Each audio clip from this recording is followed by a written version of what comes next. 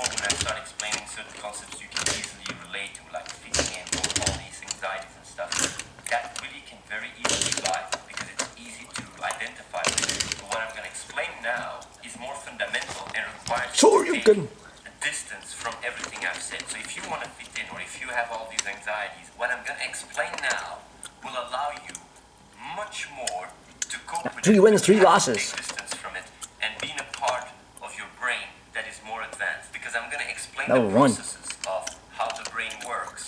But if you're caught up in the more primitive parts and you think more impulsive, then you don't have the more advanced parts of your brain active in order to be able to reflect on it and be able to course correct neural pathways and neural connections that have been connected wrongly.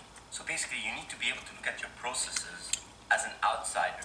It is an ability that you learn as you grow older. Around 12, 13, 14, that's when you start gaining the ability to do what I'm explaining now. So if you're quite young, it's very hard to even wrap your head around what I'm saying, because the ability to really look at yourself from an outsider is an ability that you acquire as you grow older and your brain develops more. So I gave you like a bit of a rundown about how, we grew up and how we wanted to be part of tribes and stuff, and how we can actually, feel very self-confident and even become like a leader. And what I mean with leader, this is very primitive. I'm not saying like, oh, you're going to lead in this. I'm just talking very primitive dynamics. But the thing is, everybody can be like that in society now. Everybody can have that confidence. Everybody has it in them to become a king, in a sense. As hard it is to believe for some people, everybody can do that. It's just about understanding the dynamics. By understanding it, you can outgrow it. But either way, let me go back to the brain part. As single-cell organisms evolved to who we are and started developing cognitive processes and stuff, when you look at the brain, just as much as we evolved into human beings, we have come a long way. And when you follow the path of evolution, you will see that first with reptilians, I think it was reptilians first, very primitive brains that started developing more and more. When you look at the human brain, it's the same thing. You have the brain stem, and then you have different layers. It really grew. You can really look at your brain physically and see the more primitive parts are in the center, and as your brain grew, the more advanced parts are the prefrontal cortex and such, that allow you more to process language and all these things. A lot of the parts that are more advanced, that speak more to your reason, have come later in evolution.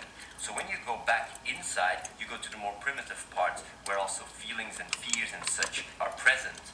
And that's where our subconsciousness is, because our subconsciousness is just part of us just as much as our conscious part, but because it doesn't have the advanced parts to be able to think and speak, it experiences itself, it expresses itself more in feelings and fears. Your prefrontal cortex has the ability to affect these feelings and these fears. Just like I said about the gun, when someone points a gun, you suddenly experience a lot of fear, and it happens subconsciously. So you first experience the fear because the experience comes from the core to the edges, and then you start being aware of it. And the moment you realize, oh, it's just a toy, you basically have a communication. The fear is completely nullified because your more advanced part of the brain has the ability to control your feelings to a certain sense. But in order to control it, you need to know the cause. Your subconscious, the more primitive part of the brain, doesn't know how to express and explain the cause. So it's the job of the prefrontal cortex, or the more advanced part of the brain,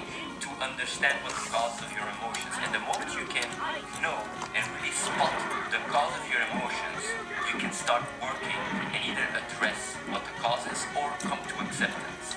And that is a process that they call psychology mindfulness, I would say. Being able to understand where your emotions come from and being able to address them. The problem here, though, is that since emotions are first experienced and then afterwards they're being contextualized, a lot of the time when we have a lack of understanding, because we don't get born with these insights. The reason why I know this, what I'm explaining right now, is because of neuroscience, and that's why I always say how important neuroscience is in understanding what you are. And since 1,000 years ago, or even 100 years ago, neuroscience was not even a field. That is why only recently we're able to go through crazy paradigm shifts that can really redesign or restructure how we look at ourselves in a way that is much more fulfilling and much more in line with reality. So basically, you first experience your emotions, and then you're aware of them. And since they're there is nothing that tells us, there is no instinct or there is no programs that tell us this process, how it works. And it's only through science and through neuroscience we started understanding it. It's only recently that we can understand like why beating yourself up of certain emotions doesn't make sense. A lot of people sometimes feel very angry about feeling a certain way. The reason why that is because they don't understand the sequence. If you understand the sequence and you know you experience these emotions even before you're even able to be aware of them, you won't beat yourself over it to experience them. Your emotions just are. And being able to understand that brings in a relationship with your core self that is much more in line with what you are. And as a result, rather than creating dysfunctional beliefs and such and was trying to suppress your emotions, you basically let them go at ease, which allows you to have a better understanding about it and allows you to process these emotions and tackle them in a much more effective way. Some people might be thinking, repeat themselves, like, why can't I talk to this girl? Why am I so frustrated? You can have all these ideas and create really an idea of I'm inferior or I am nothing or this or that. But the reason why you have all these ideas is because you don't understand the mechanics of what is going on in your brain. And that's why neuroscience is so important. But at the same time, that's why it's also so important to work out and to eat healthy, because your more advanced parts of the brain are only able to get more activated when your brain is in a better condition. Because if you're very tired or when your blood flow is not as effective and such, because your brain requires a lot of energy, a lot of blood flow, you don't even have the ability to use these parts of your brain to understand what I just explained here. You would be unable to understand and look at these issues as an outsider. As long as you're trapped in these issues, as long as you really think this is my reality, you don't understand me, this and that, and you can't take distance and look at it as an outsider, you will always be trapped in it. And the ability to acquire your ability to look at your problems as a third person is very physical. And that's why working out, eating healthy can help you drastically in improving your ability to look at yourself from a more rational perspective. Either way, so let me get back. So knowing the sequence of how your emotions work and how your more advanced parts of your brain try to contextualize and understand your emotions is a very important process. And experience and growing up in all these things allow you to create a very strong relationship and be able to really course correct certain emotions that might be misconceptualized. Because understanding this process also allows you to understand that every single idea, every single thought that comes with an emotion is backwards rationalized. It's rationalized afterwards. You can actually look it up. It's post-rationalized. You first experience, and then you rationalize around it. A lot of the time, you can rationalize wrongly, and you can experience a certain emotion, but because of a lack of everybody always uses Ken or Ryu. What the heck? That's the way it goes. And now, because as we grow up and we get a better Just watching people understanding fight. of where our emotions come from and such, we can be more in line with reality. And that is the process that has allowed singular cells to evolve to what we are, is by aligning themselves and being more and more compatible with reality and being able to understand our emotions that are the ones that get triggered as remnants of the past that allowed us to be more effective with reality and survive. Being able to understand this relationship allows you to start labeling these emotions in a more effective way, and understanding it gives you a sense of relief, allows you to relieve quite some emotion and tension.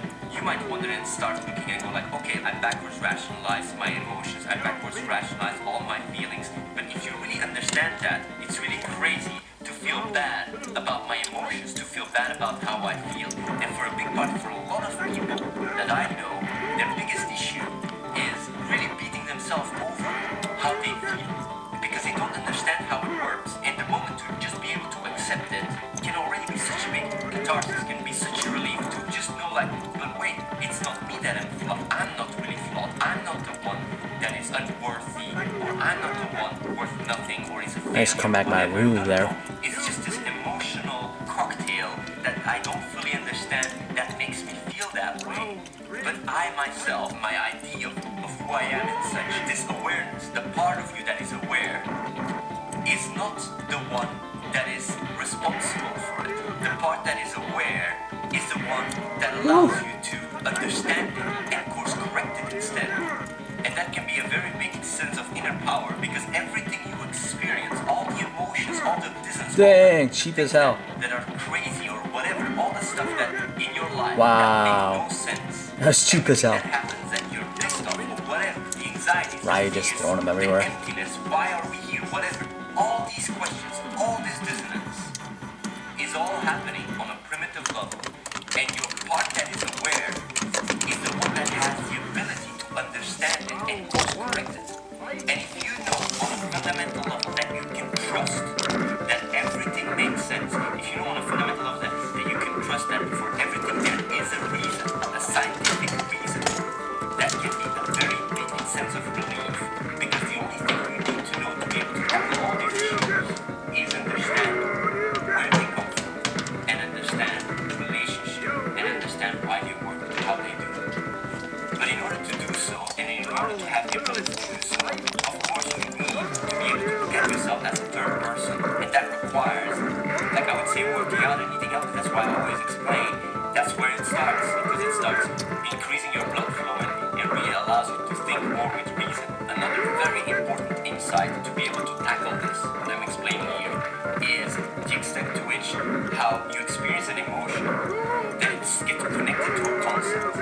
And what I mean with that is the way your brain works is whenever you experience something, like whether it's fear or whatever, you try to connect it with an idea. But same with like when you look at an object or when you look at a person or whatever, you connect that also with an emotion. So emotions and concepts go hand in hand in your brain. They're connected to each other. And the problem with that is, as we are emotional beings, everything is quite emotional because that's where it starts. All your thoughts, all your ideas, everything starts in that more primitive subconsciousness, that cocktail of emotions. That's where every incentive starts. That's where every desire starts. And then it gets, contextualized by your more aware part of the brain. But that's a process that happens afterwards. That's why you also have psychologists talking about choice and stuff, to which extent we even have a choice, because everything happens first here and then gets more interpreted and contextualized by a more advanced part of the brain. But the thing is, what is very important to understand here is, if you understand that concepts are connected with emotions, and your emotions is what drives all your thinking, on the subconscious level, everything is driven by that. You might think you have all the awareness and all the insights, but on a subconscious level, you are actually completely direct. Almost all your actions are intuitive, are impulsive. Same with me. I think about all these things, and yet, like even my ability to put these into words, and even me coming up with the idea to make this video has started on a subconscious level.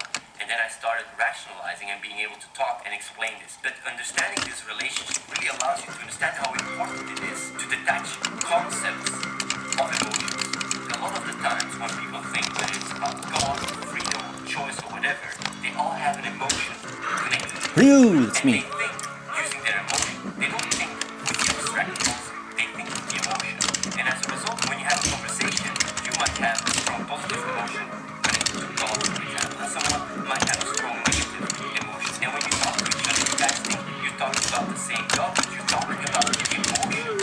And what you're actually doing is you first just experience it, then you start conceptualizing around it. You're not even talking about the concept. You might have the same concept and even agree with each other about the concept, but the emotions, since we are so emotional beings, we have these conflicts because of emotions. But the same with your ability to understand things and to be able to even process this information. If I throughout this conversation have said something that triggers, have used a word, maybe at the start of this talk, I talked about spirituality, and you might really have a strong positive emotion against spirituality, and you're like, no, and you just discard everything I said because I triggered the emotion connected to spirituality. My first loss in Turbo. Probably should have happened like a lot earlier. Connotation to you, maybe because of a loss, and spirituality has allowed you to cope with it, so it's very strong. But what is more important is understanding this relationship and looking at concepts from an abstract level and try to detach yourself from the emotions. That's why every time when I was talk about it, what is very, very important to grow as a person is your ability to detach yourself from beliefs on an emotional level, because that allows you to just go through life. And when you experience something and you see that a belief is flawed, you can just discard it and replace it with a strong belief. But if you go through life and you have a very strong emotion connected to that belief, and you are confronted with that belief being flawed, you will cease on a subconscious level. That is what drives you, makes you even think, drives you desire. You can can just immediately, you let it go, I can't let it go. You just can't let it go. But it's not like you can't let go of the concept. It's the problem that it's connected to an emotion. And being able to be aware of this mechanism, if you look at it like this process from a third person. Nice, close match. Detach the emotion. That's 2 out of 3. Let's go. Because the way it works, what you learn in neuroscience is memory consolidation. Whenever you experience an emotion, you load it, and then it becomes basically labeled. You experience the emotion, and then you write back the emotion. So you will never experience an emotion the same. Maybe it might experience similar, but you will never experience the emotion the same. That's what they do in therapy. There's different strategies, different tricks to do it, but they load the emotion, and sometimes you can go into a catharsis or whatever, and the emotion can be released. And that way, let's say you've had a traumatic experience, when you then think about the experience, the emotion doesn't get triggered as hard because it's more relieved. And understanding these mechanisms, using your more advanced part of the brain allows you to control your direction of your subconsciousness, which can give you a lot of strength and a lot of insight and a lot of growth. So what I'm explaining all this is to make you understand and realize that as hard it is to understand the world, as hard it is to make sense of anything you experience, as hard it is to look around the world 10. and Right. why Go. things are happening the way they are, as hard it is to make sense of things. Everything has a meaning. For a lot of people back in the days, thousands of years ago, they were like God. And that was their explanation. That was their ability to explain their thing. And that would give them a sense of peace. It gave them a sense of relief. But they knew on a certain level they could trust God. The beauty about science and the beauty